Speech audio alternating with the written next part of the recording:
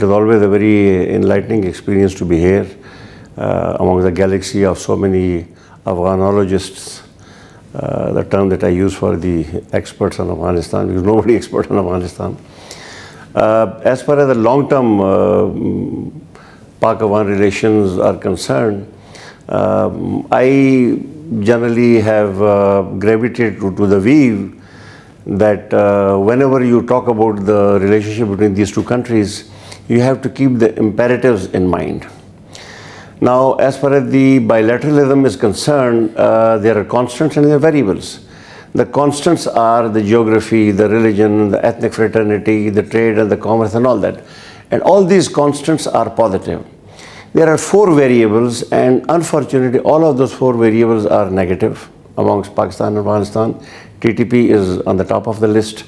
Then is the one refugees, then is the Durand line, and then is the other issues, trade and hiccups in the trade. So you have to keep the thing in mind when you are formulating your policy, that you have to keep the constant, the variables in mind. Now, what are the 2 important variables that you need to keep in mind? The first and the foremost variable that you need to keep in mind while formulating a policy vis-a-vis Afghanistan is the TTP factor, and the fact that the Afghan regime is not going to budge on this issue in near or long term. 1, because they don't have the capacity. 2, because they don't have the willingness to do that. So that is got to be understood, and that has to be kept in the sight. The second is the growing animosity between the people to people, especially if you look at the social media and the new generation. Now, this animosity has a history, and this has come in one form or the other from historical perspective into the bilateralism between Pakistan and Afghanistan.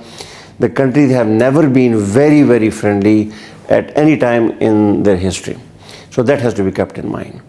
Now, you have to formulate your policy with Afghanistan, keeping these 2 imperatives in mind. And in my mind, to me, in my reckoning, the policy with Afghanistan is engagement. Because if you consider everything, and having all things considered, the hostility or animosity between these two countries is not an option. It is not a natural course of action. So you got to keep engaged. Now, there are various forms of engagement. The first and the foremost is the trade and commerce. That engagement is important. Engagement by the 17 divided tribes all along the border is important. In whatever form we can facilitate that. And we have to keep the engagement with the government of Afghanistan, whosoever they are, whether they are Taliban, whether they are somebody else tomorrow, we have to remain engaged with them. So engagement is the prerequisite of a stable framework as far as this part of Asia is concerned. And then as far as the TTP is concerned, you have to use the carrot and the stick approach.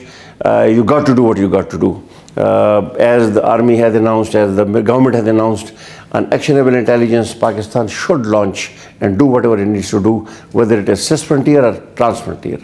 But at the end of the day, the humanitarian support to Afghans needs to continue.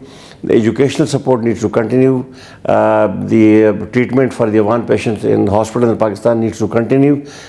We have to ensure that the people-to-people contact is not broken at all, despite the very negative social media which is emerging from the Afghan side.